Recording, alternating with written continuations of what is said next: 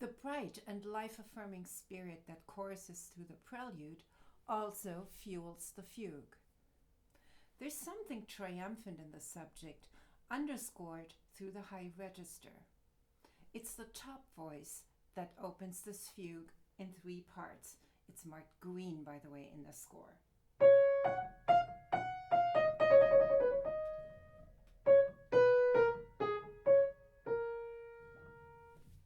One could almost imagine a trumpet, the metal sparkling in the sun, if we disregard the fact that F sharp major is an impossible key to play on a trumpet.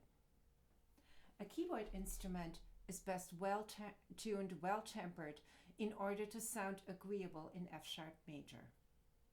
It would have sounded pretty awful in the tunings that were in use before the well-tempered tuning method gradually entered the scene around Bach's time. In earlier tuning methods, things got worse the farther away you moved from the key of C, and F sharp is as far as it gets, as you can see on this circle of fifths.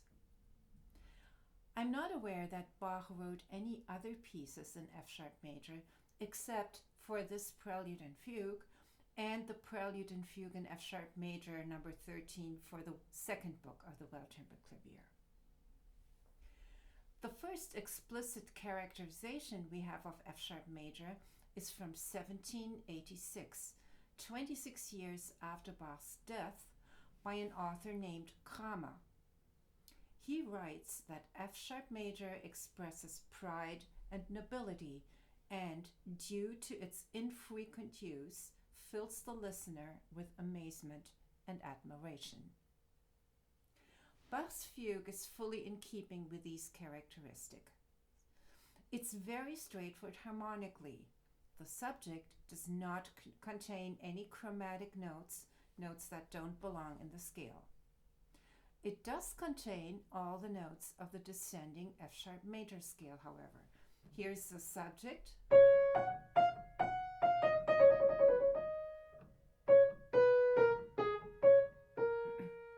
And here's the scale.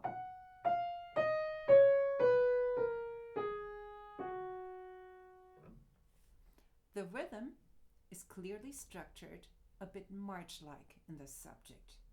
It conveys a lot of confidence. The three subject entries of the exposition immediately follow each other. So here's the first one again.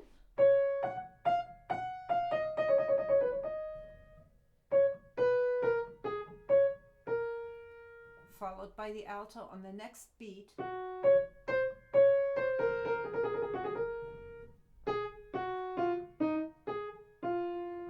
And the bass on the next beat.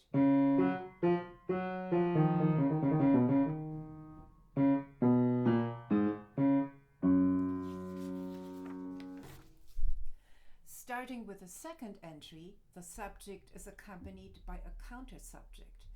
That's a melody that becomes a consistent companion of the subject. Its character is quite different, a smooth, meandering melody line in 16th notes that weaves around the marching quarter notes of the subject. It's marked pink in the score, and here it is.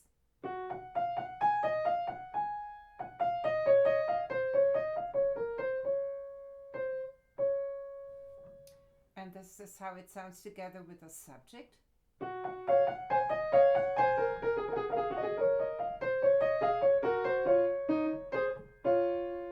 And we have it again together with the bass.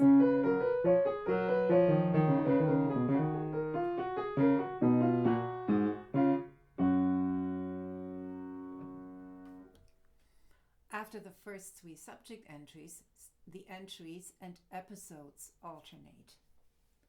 Episodes are shaded gray in the score. They are sections in the fugue where the full subject does not appear. In some fugues, their character can differ quite a bit from the character of the subject.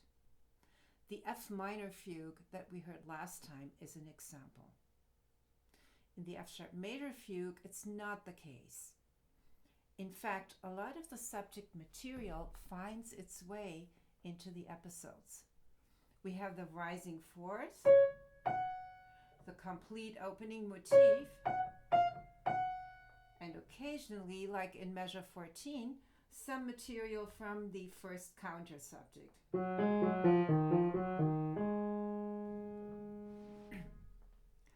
In the first episode, that starts in measure 7, a musical motif appears that will turn into another counter subject. It is very distinct and easily discernible. I've marked it purple, and I'll play the long bass line that starts in measure 8.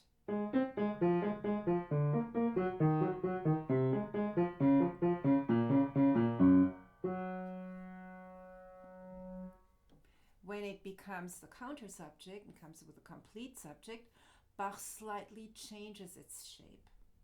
The peak, it becomes this.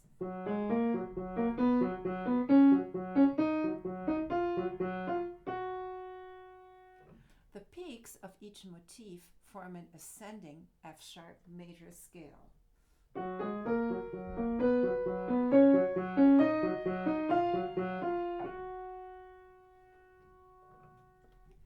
So that ascending scale balances the descending F-sharp major scale that is contained in the subject. In this first entry after the exposition, all three ideas are joined together at the same time: the subject, the counter subject 1, and the counter subject 2. This does not happen again in the same way.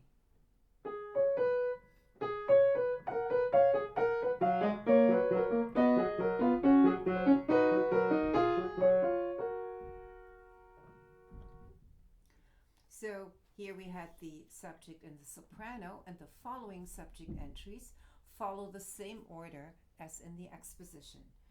The alto is next in measure 15.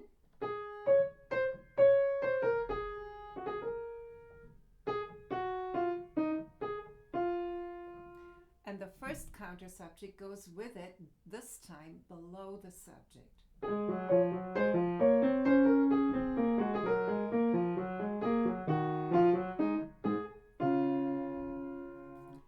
Then we have another episode, and then we come to the only entry in minor. It's a low entry in the bass in measure 20.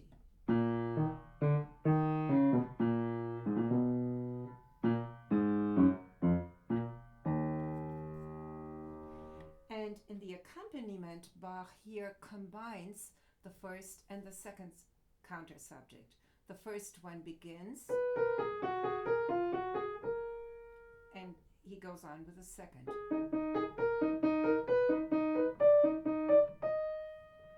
Together.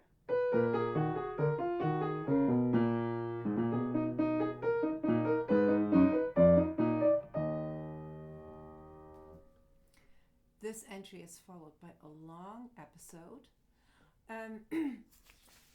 that is very playful, consisting of the first motif from the subject and sequences of the second counter subject.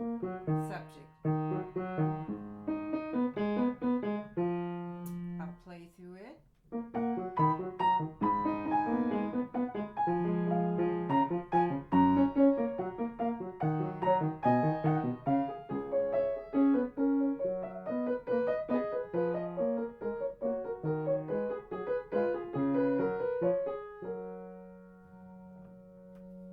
The episode brings us to a subject entry in the alto in B major, measure 28.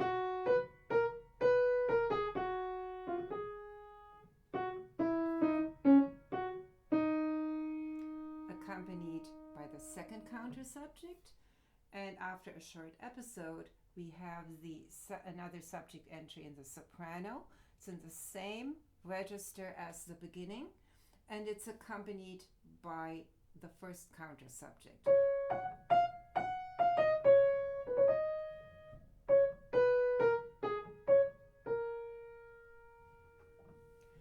The optimistic spirit of the rising forth and the playfulness of the counter subject 2 have the last word in the coda of this joyful piece.